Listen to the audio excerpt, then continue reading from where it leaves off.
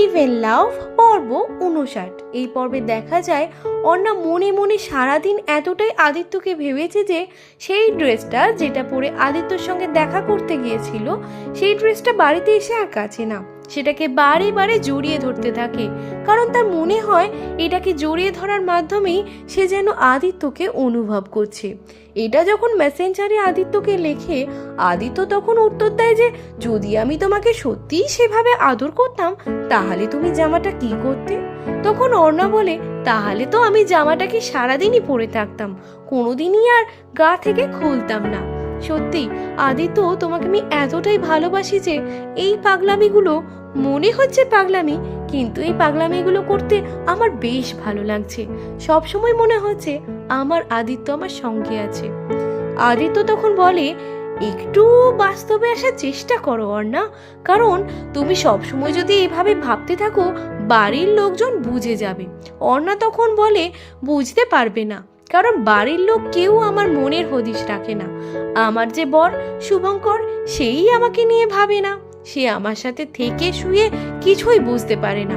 তার কাছে আমি শুধুমাত্র একটা বাড়ির কাজের লোক ছাড়া আর কিছুই নয়, যে বাড়ির বংশধর দেবে আর বাড়ির পরিবারকে মা বাবাকে সামনে নিয়ে থাকবে।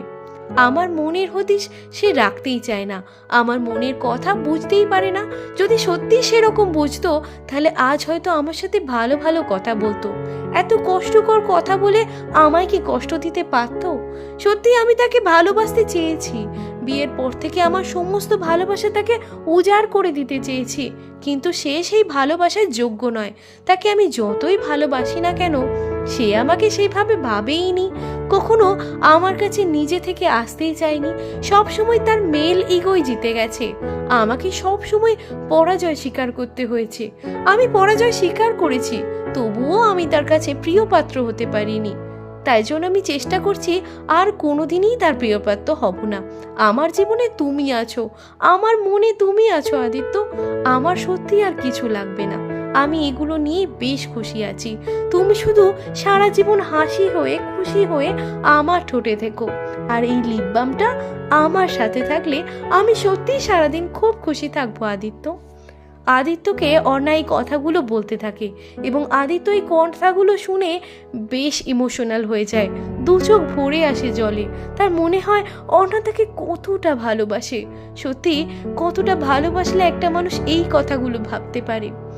বাস্তবতা ভুলে সে আজকে শুধু আদিত্যকে নিয়েই ভালো থাকতে চায়, আর আদিত্য এগুলো বারণ করতে চায় না অর্ণাকে, কারণ অর্ণারও শান্তি পাওয়া দরকার, খুশি থাকা